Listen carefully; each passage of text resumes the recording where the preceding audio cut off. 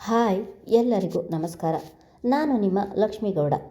ಯಾರೆಲ್ಲ ಇನ್ನು ನನ್ನ ಕಾಮನಬಿಲ್ಲು ಕಥಾಗುಚ್ಛ ಯೂಟ್ಯೂಬ್ ಚಾನಲ್ ಸಬ್ಸ್ಕ್ರೈಬ್ ಮಾಡದೆ ಕತೆ ಕೇಳ್ತಿದ್ದೀರಾ, ಸಬ್ಸ್ಕ್ರೈಬ್ ಮಾಡಿ ಕತೆ ಕೇಳಿ. ಹಾಗೆ ನನ್ನ ಕತೆ ನಿಮ್ಮೆಲ್ಲರಿಗೂ ಇಷ್ಟ ಆದರೆ ಕಮೆಂಟ್ ಮಾಡಿ, ಶೇರ್ ಮಾಡಿ. ಜಾನಕಿ ರಾಮಕರ್ಣ ಕಥೆಯ ಮುಂದುವರೆದ ಸಂಚಿಕೆ. ಜಾನಕಿ ಕೋಣೆಗೆ ಹೋಗಿ ಕದವಿಕ್ಕಿದ ತಕ್ಷಣ ಎಲ್ಲರಿಗೂ ಭಯ ಆವರಿಸಿತು. ತನ್ನ ಪ್ರಾಣಕ್ಕೆ ಎಲ್ಲಿ ಅಪಾಯ ಮಾಡಿಕೊಳ್ಳುವಳೋ ಎಂದು ಎಲ್ಲರೂ ಆತಂಕಕ್ಕೀಡಾದರು. ವಿಕ್ರಮ್ ಒಡನೆ ಅವಳ ಕೋಣೆಯ ಬಳಿ ಓಡಿದವನು ಬಾಗಿಲನ್ನು ಬಡಿಯುತ್ತಾ, ಅಕ್ಕ ಬಾಗಿಲು ತೆಗಿ, ನೀನು ಹೀಗೆ ಬಾಗಿಲನ್ನು ಹಾಕಿಕೊಂಡರೆ ನನಗೆ ತುಂಬ ಭಯವಾಗುತ್ತಿದೆ, ಪ್ಲೀಸ್ ಬಾಗಿಲು ತೆಗಿ ಎಂದು ಬಾಗಿಲನ್ನು ಬಡಿಯುತ್ತಲೇ ಹೇಳಿದನು. ನೀನು ಭಯಪಡುವ ಹಾಗೆ ನಾನು ಆತ್ಮಹತ್ಯೆ ಮಾಡಿಕೊಳ್ಳುವುದಿಲ್ಲ ಪಾಪು, ನಾನು ಸ್ವಲ್ಪ ಹೊತ್ತು ಒಬ್ಬಳೇ ಇರಬೇಕು, ಹೆದರಬೇಡ, ಪ್ಲೀಸ್ ಇಲ್ಲಿಂದ ಹೋಗು ಎಂದವಳು ಬಾಗಿಲ ಬಳಿಯೇ ಕುಸಿದು ಕುಳಿತಳು. ಇತ್ತ ತನ್ನ ಅಕ್ಕನ ಧ್ವನಿ ಅವಳ ಮಾತು ಕೇಳಿ ಸಮಾಧಾನವಾದರೂ ಅವಳ ಅರಿಶಿನ ಕುಂಕುಮ ಅಳಿಸಿತು ಎಂದು ನೆನೆದು ದುಃಖ ತಪ್ತನಾಗಿ ಅವನು ಕೂಡ ಬಾಗಿಲ ಬಳಿ ಕುಸಿದು ಕುಳಿತನು. ಅತ್ತಿಗೆ, ಅಣ್ಣ ಇಲ್ಲ ಎಂಬ ವಿಷಯವನ್ನು ಅರಗಿಸಿಕೊಳ್ಳಲು ಸ್ವಲ್ಪ ಸಮಯ ಬೇಕು. ಅವರಿಗೆ ಧೈರ್ಯ ಹೇಳಬೇಕಾದ ನೀವೇ ಹೀಗೆ ದುಃಖಪಟ್ಟರೆ ಹೇಗೆ? ಬಾಗಿಲ ಬಳಿ ಕುಳಿತು ಅಳುತ್ತಾ ಕುಳಿತಿದ್ದವನ ಬಳಿ ಬಂದ ದಾನಿಯಾ ಅವನ ಕೈ ಹಿಡಿದು ಹೇಳಿದಳು. ಮೊನ್ನೆ ನನ್ನಕ್ಕ ಖುಷಿಯಲ್ಲಿ ಆಡಿದ ಮಾತುಗಳು ಇನ್ನೂ ನನ್ನ ಕಿವಿಯಲ್ಲಿ ಪ್ರತಿಧ್ವನಿಸುತ್ತಿದೆ. ಅಂಥದ್ರಲ್ಲಿ ನಿನ್ನೆ ಇದ್ದ ಖುಷಿ ಇವತ್ತು ಅವಳ ಮುಖದಲ್ಲಿ ಇಲ್ಲ. ಬರೀ ನೋವನ್ನೇ ಉಂಡು ಬೆಳೆದವಳು ಇನ್ನೇನು ಅವಳ ಬಾಳಲ್ಲಿ ಬೆಳಕು ಮೂಡುತ್ತದೆ ಎನ್ನುವ ವೇಳೆಗೆ ಮತ್ತೆ ಕಾರ್ಮೋಡ ಕವಿದು ಅದೃಷ್ಟ ಎನ್ನುವುದು ಅವಳ ಹಣೆಯಲ್ಲಿಯೇ ಬರೆದಿಲ್ಲ. ತನ್ನ ಅಕ್ಕನ ಬಾಳು ಹಸನಾಯಿತು ಎಂದ ಖುಷಿಯಲ್ಲಿದ್ದವನಿಗೆ ಈಗ ಅವಳ ಸ್ಥಿತಿಯನ್ನು ನೋಡಿ ಸಹಿಸಲು ಸಾಧ್ಯವಾಗುತ್ತಿಲ್ಲ. ಅತ್ತಿಗೆಯ ಬಾಳಲ್ಲಿ ಮಾತ್ರ ಕಾರ್ಮೋಡ ಕವಿದಿಲ್ಲ ವಿಕ್ರಮ್ ಅವರೇ, ನಮ್ಮ ಇಡೀ ಮನೆಗೆ ಕಾರ್ಮೋಡ ಕವಿದು ಕಗ್ಗತ್ತಲು ಆವರಿಸಿದೆ. ಈ ಮನೆಯ ಬೆಳಕೆ ಆರಿ ಹೋಗಿ ಎಲ್ಲರ ಮನದಲ್ಲೂ ಈಗ ಕತ್ತಲೆ ತುಂಬಿದೆ. ಇದನ್ನೆಲ್ಲ ಅನುಭವಿಸದೆ ವಿಧಿಯಿಲ್ಲ. ಹೀಗೆ ನೀವು ನೋವು ತಿನ್ನಬೇಕು ಎಂದು ಮೊದಲೇ ನಮ್ಮ ಹಣೆಯಲ್ಲಿ ಬರೆದಿತ್ತು ಎನಿಸುತ್ತದೆ. ಅದಕ್ಕೆ ಹೀಗೆ ಆಗಿದೆ. ಆದರೂ ನಮ್ಮ ಉಸಿರು ಇರುವವರೆಗೂ ಮರೆಯಲಾಗದ ನೋವು ಕೊಟ್ಟು ಹೋದ ನಮ್ಮ ಅಣ್ಣ ಎಂದು ದಾನಿಯಾ ಕೂಡ ಮತ್ತೆ ಅಳಲು ಶುರು ಮಾಡಿದಳು. ನಂತರ ತನ್ನ ಕಣ್ಣನ್ನು ಒರೆಸಿಕೊಂಡವಳು, ಹೀಗೆ ಬಾಗಿಲ ಬಳಿ ಕೂರುವುದು ಸರಿಯಲ್ಲ, ಅತ್ತಿಗೆ ಸ್ವಲ್ಪ ಸಮಾಧಾನವಾಗಲಿ, ನೀವು ಬನ್ನಿ ಎಂದು ಅವನ ಕೈ ಹಿಡಿದು ಅಲ್ಲಿಂದ ಏಳಿಸಿ ಕೆಳಗಡೆ ಕರೆದುಕೊಂಡು ಬಂದಿದ್ದಳು. ಮನದಲ್ಲಿ ಮಡುವುಗಟ್ಟಿದ ನೋವನ್ನು ಹೊರಹಾಕುವುದು ಹೇಗೆ ಎಂದು ತಿಳಿಯದೆ ಒದ್ದಾಡುತ್ತಿದ್ದಳು. ಕುಳಿತಿದ್ದವಳು ನಿಧಾನವಾಗಿ ಮೇಲೆ ಎದ್ದು ಕಪಾಟಿನ ಒಳಗೆ ಸೀರೆಗಳ ಮಧ್ಯದಲ್ಲಿ ಬಚ್ಚಿಟ್ಟಿದ್ದ ಅವನ ಫೋಟೋ ತೆಗೆದು ಅಲ್ಲೇ ಮೂಲೆಯಲ್ಲಿ ಕುಳಿತವಳು ಆ ಫೋಟೋಗೆ ಚುಂಬಿಸಿ, ಜಾನಕಿ, ನಿನ್ನ ಹಣೆಗೆ ಕುಂಕುಮ ಇಟ್ಟರೆ ನೀನು ತುಂಬ ಸುಂದರವಾಗಿ ಕಾಣುತ್ತೀಯ. ನೀನು ಎಂದಿಗೂ ಕುಂಕುಮ ಇಡುವುದನ್ನು ನಿಲ್ಲಿಸಬೇಡ ಎಂದೆಯಲ್ಲ ಮಹಾನ್. ನನ್ನ ಕುಂಕುಮದ ಒಡೆಯ ನೀನೇ ಇಲ್ಲದಿರುವಾಗ ನಾನು ಇನ್ಮುಂದೆ ಅದು ಹೇಗೆ ಕುಂಕುಮ ಇಡಲಿ ನೀನೇ ಹೇಳು. ನಾನು MBBS ಓದಲು ಒಪ್ಪದಿದ್ದಾಗ ನನ್ನ ಜೊತೆ ಮುನಿಸಿನಿಂದ ಮಾತು ಬಿಟ್ಟಿಯಲ್ಲ. ಆದರೆ ಈಗ ನಿನ್ನ ಆಸೆಯಂತೆ ನಾನು ಓದುತ್ತೇನೆ, ಬಂದು ಬಿಡು. ನೀನೇ ಬಂದು ನನ್ನನ್ನು ಕಾಲೇಜಿಗೆ ಸೇರಿಸು ಮಹಾನ್. ನಾನು ಓದಿ ನಿನ್ನಾಸೆಯನ್ನು ಪೂರೈಸುತ್ತೇನೆ.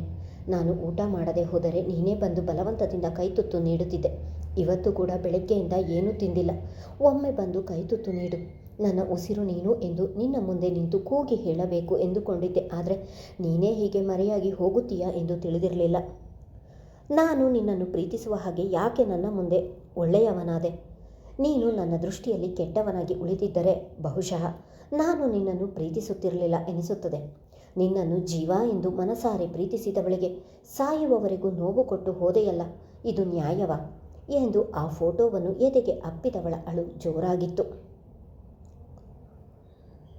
ವಿಷಯ ತಿಳಿದ ನಯನಾಳ ದುಃಖವನ್ನು ಹೇಳುವುದೇ ಬೇಡ. ಯಾರು ಎಷ್ಟೇ ಸಮಾಧಾನ ಮಾಡಿದರೂ ಇಡೀ ಮನೆಗೆ ಕೇಳುವ ಹಾಗೆ ಕೂಗುತ್ತಿದ್ದಳು. ಅವಳಿಗೆ ಬುದ್ಧಿ ಬಂದಾಗಿನಿಂದ ಜೀವದ ಗೆಳೆಯ ಆಗಿದ್ದವನು ಇದ್ದಕ್ಕಿದ್ದ ಹಾಗೆ ಇಲ್ಲ ಎಂದರೆ ಹೇಗೆ ಸಹಿಸುತ್ತಾಳೆ ಅವಳು? ಅರ್ಜುನ್, ರೆಹಮಾನ್ಗೆ ನೀನಾದರೂ ಹೇಳು, ನೀನು ಹೇಳಿದರೆ ಅವನು ಖಂಡಿತ ಬರುತ್ತಾನೆ ಎಂದು ಅರ್ಜುನನ ಕೊರಳಪಟ್ಟಿ ಹಿಡಿದು ಕೂಗಾಡುತ್ತಿದ್ದಳು. ಭೂಮಿಯ ಮೇಲೆ ಯಾವುದೇ ಮೂಲೆಯಲ್ಲಿದ್ದರೂ ಕರೆಸಬಹುದು ನಯನ, ಆದರೆ ಭೂಮಿಯಲ್ಲಿ ಬದುಕೇ ಇಲ್ಲದವರನ್ನು ನಾನು ಹೇಗೆ ಕರೆಸಲಿ? ಅವನ ಅಗಲಿಕೆಯಿಂದ ನಿನಗೆಷ್ಟು ನೋವಾಗಿದೆಯೋ ನನಗೂ ಕೂಡ ಅಷ್ಟೇ ನೋವಾಗಿದೆ. ಜಾನಕಿಯ ಪರಿಸ್ಥಿತಿಯನ್ನು ನೆನೆಸಿಕೊಂಡರೆ ನನಗೆ ಭಯವಾಗುತ್ತಿದೆ. ದಯವಿಟ್ಟು ಸಮಾಧಾನ ಮಾಡ್ಕೊ ಎಂದು ಅವಳಿಗೆ ಸಮಾಧಾನ ಮಾಡಿದರೂ ಕೂಡ ಅವಳು ಸುಮ್ಮನಾಗಲಿಲ್ಲ. ಮಾವ, ನಾನು ಅವನ ಬಳಿ ಮಾತು ಬಿಟ್ಟರೆ ತುಂಬ ನೊಂದುಕೊಳ್ಳುತ್ತಿದ್ದ. ಇನ್ಯಾವತ್ತೂ ನಾನು ಅವನ ಜೊತೆ ಮಾತು ಬಿಡುವುದಿಲ್ಲ. ಒಮ್ಮೆ ಬರಲು ಹೇಳಿ ಎಂದು ಮನೋಹರ್ ಅವರ ಬಳಿ ಹೋಗಿ ಅಳುತ್ತಿದ್ದಳು. ನಯನಾಳ ರೋದನೆಯನ್ನು ನೋಡಿದರೆ ಎಲ್ಲರ ಕರುಳು ಹಿಂಡುವಂತಿತ್ತು. ತುಳಸಿ ಅವರಿಗಂತೂ ನಯನ ಈ ರೀತಿ ಮಕ್ಕಳ ಹಾಗೆ ಅಳುವುದನ್ನು ನೋಡಲು ಆಗುತ್ತಿರಲಿಲ್ಲ. ನಯನ, ನೀನೇ ಹೀಗೆ ಅಳುತ್ತಿದ್ದರೆ ಜಾನಕಿಯ ಪರಿಸ್ಥಿತಿಯನ್ನು ಏನು ಮಾಡುವುದು? ಸಮಾಧಾನ ಮಾಡ್ಕೊ ಎಂದರು. ಅಲ್ಲಿ ಎಲ್ಲರಿಗೂ ಜಾನಕಿ ಕಣ್ಣ ಮುಂದೆ ಬರುತ್ತಿದ್ದಳು. ಹೌದು ಅತ್ತೆ, ಪಾಪ ಅವಳು. ನಾನು ಈಗಲೇ ಅವರ ಮನೆಗೆ ಹೋಗಬೇಕು. ಪ್ಲೀಸ್ ಅರ್ಜುನ್, ನನ್ನನ್ನು ಅಲ್ಲಿಗೆ ಕರೆದುಕೊಂಡು ಹೋಗು ಎಂದಳು. ಆದರೆ ಅರ್ಜುನನಿಗೆ ಜಾನಕಿಯನ್ನು ಈ ಸ್ಥಿತಿಯಲ್ಲಿ ನೋಡುವುದೇ ಹರಸಾಹಸದ ಕೆಲಸವಾಗಿತ್ತು. ಆದರೂ ಗೆಳತಿಯನ್ನು ನೋಡಲೇಬೇಕು, ಅವಳಿಗೆ ಸಮಾಧಾನ ಮಾಡಬೇಕು ಎಂದು ಯೋಚಿಸಿದವನು ನಯನಾಳನ್ನು ಕರೆದುಕೊಂಡು ಅಬ್ದುಲ್ ಅವರ ಮನೆಗೆ ಬಂದಿದ್ದನು. ಅವರ ಬಂಧು ಬಳಗದವರೆಲ್ಲರೂ ಆಗಲೇ ಮನೆಗೆ ಬಂದು ಹೋಗುತ್ತಿದ್ದರು. ಆಗಲೇ ದಿನಕರ ತನ್ನ ಕೆಲಸವನ್ನು ಮುಗಿಸಿ ಇನ್ನೊಂದೆಡೆ ಬೆಳಕು ನೀಡಲು ಸಜ್ಜಾಗಿ ನಿಂತಿದ್ದನು. ತುಂಬ ಸಮಯದವರೆಗೂ ಕೋಣೆಯಲ್ಲಿ ಒಬ್ಬಳೇ ಅತ್ತವಳು ನಂತರ ಎಲ್ಲರಿರುವಲ್ಲಿಗೆ ಬಂದು ಈಗ ಅವರ್ಯಾರ ಮುಂದೆಯೂ ಅಳದೆ ಕಲ್ಲಾಗಿ ಕುಳಿತಳು. ನಯನ ಅರ್ಜುನ್ ಬರುವ ಮೊದಲೇ ಜಗನ್, ಯಾದವ್, ರಶೀದ್ ಮೂವರು ಬಂದು ತನ್ನ ಸ್ನೇಹಿತನ ಅಗಲಿಕೆಯ ದುಃಖವನ್ನು ಇಲ್ಲಿ ಹೊರಹಾಕುತ್ತಿದ್ದರು. ನಯನ ಹಾಗೂ ಅರ್ಜುನ್ ಮನೆಗೆ ಬಂದಾಗ ಆಗಲೇ ಪೂರ್ತಿಯಾಗಿ ಕತ್ತಲಾವರಿಸಿತು. ನಯನ ಬಂದಿದ್ದನ್ನು ನೋಡಿದ ಜಗನ್, ಯಾದವ್, ರಶೀದ್ರ ದುಃಖ ಇನ್ನೂ ಹೆಚ್ಚಾಯಿತು. ನಯನ, ಈ ರೆಹಮಾನ್ ನಮಗೆ ಮೋಸ ಮಾಡಿ ಹೋಗಿದ್ದಾನೆ ಎಂದು ಜಗನ್ ಹೇಳುತ್ತಲೇ ತನ್ನ ಅಳುವನ್ನು ಜೋರು ಮಾಡಿದನು. ಮುಂದೆ ಬಂದವಳು ಅಲ್ಲಿ ಜಾನಕಿಯನ್ನು ನೋಡಿ ಒಡನೆ ಅವಳನ್ನು ತಬ್ಬಿ ಜೋರಾಗಿ ಅಳಲು ಶುರು ಮಾಡಿದಳು. ಆದರೆ ಅರ್ಜುನ್ ಮಾತ್ರ ಅವಳನ್ನು ನೋಡುವ ಧೈರ್ಯವಿಲ್ಲದೆ ಹಿಂದೆಯೇ ಉಳಿದನು. ನಯನ, ನೀನು ಈಗ ಇಷ್ಟೊಂದು ಅತ್ತರೆ ನಿನ್ನ ಸ್ನೇಹಿತ ವಾಪಸ್ ಬರ್ತಾನ? ಧೈರ್ಯ ತಂದುಕೋ ಎಂದು ಸ್ವತಃ ಜಾನಕಿ ನಯನಾಳಿಗೆ ಧೈರ್ಯ ಹೇಳುವುದನ್ನು ನೋಡಿದವಳಿಗೆ ಆಶ್ಚರ್ಯವಾಗಿತ್ತು. ಹಾಗೆ ಆಶ್ಚರ್ಯವಾದರೂ ಸಹ ಮನದಲ್ಲಿ ನೋವನ್ನು ಬಚ್ಚಿಟ್ಟು ನಮ್ಮೆಲ್ಲರ ಎದುರಿಗೆ ಅಳದೆ ಸುಮ್ಮನಿದ್ದಾಳೆ ಎಂದು ನಯನಾಳಿಗೆ ತಿಳಿದು ಹೋಗಿತ್ತು. ಹೀಗೆ ಅಳದೆ ಮನಸ್ಸನ್ನು ಕಲ್ಲು ಮಾಡಿಕೊಳ್ಳಬೇಡ ಜಾನಕಿ. ಅತ್ತು ನಿನ್ನ ದುಃಖವನ್ನು ಹೊರಹಾಕಿಬಿಡು, ಇಲ್ಲದಿದ್ದರೆ ಆ ನೋವು ನಿನ್ನನ್ನು ಕಾಡದೆ ಬಿಡುವುದಿಲ್ಲ. ಈಗ ನಾನು ಅತ್ತರೆ ಅವನ ನೆನಪು ಮಾಸುವುದಿಲ್ಲ ಅಲ್ಲವಾ ನಯನ? ಈಗ ನನ್ನ ಮನದಲ್ಲಿ ಅವನೊಂದು ಸಿಹಿಯಾದ ನೆನಪು ಎಂದವಳ ದೃಷ್ಟಿ ಮಾತ್ರ ನೇರವಾಗಿತ್ತು. ಅಷ್ಟರಲ್ಲಿ ಅಲ್ಲಿಗೆ ಸಾವಿತ್ರಿಯವರು ಕೂಡ ಬಂದಿದ್ದರು.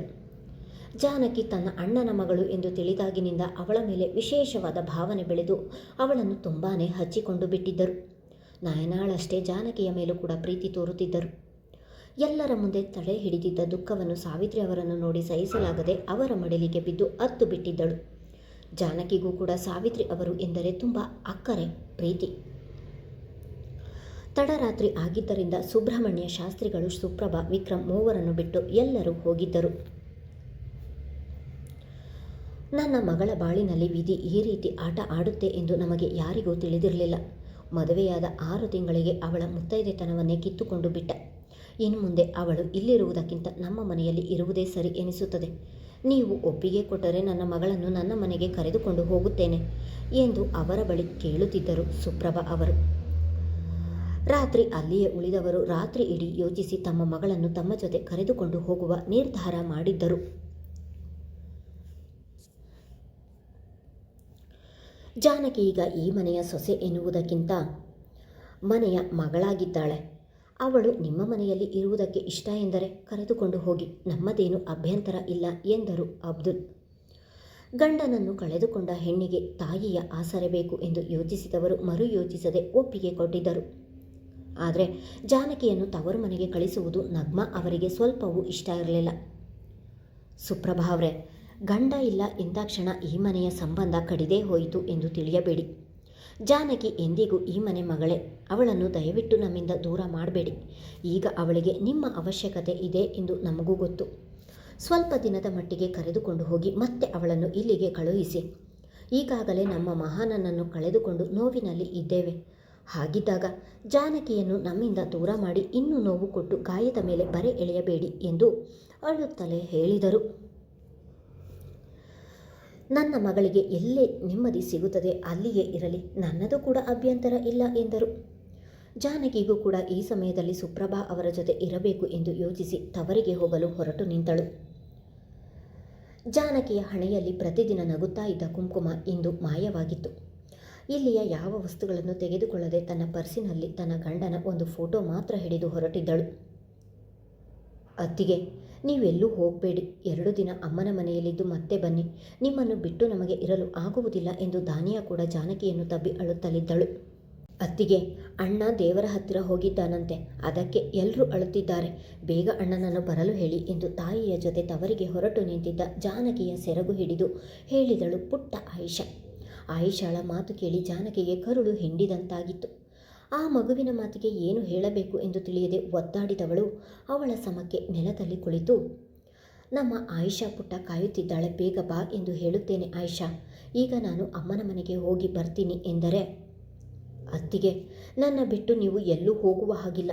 ಇಲ್ಲದಿದ್ದರೆ ನಾನು ನಿಮ್ಮ ಜೊತೆಗೆ ಬರ್ತೀನಿ, ಕರೆದುಕೊಂಡು ಹೋಗಿ ಎಂದು ಹಠ ಹಿಡಿದಳು. ಇಲ್ಲ ಪುಟ್ಟ, ನಿನ್ನನ್ನು ಈಗ ಅಲ್ಲಿಗೆ ಕರೆದುಕೊಂಡು ಹೋಗಲು ಆಗುವುದಿಲ್ಲ.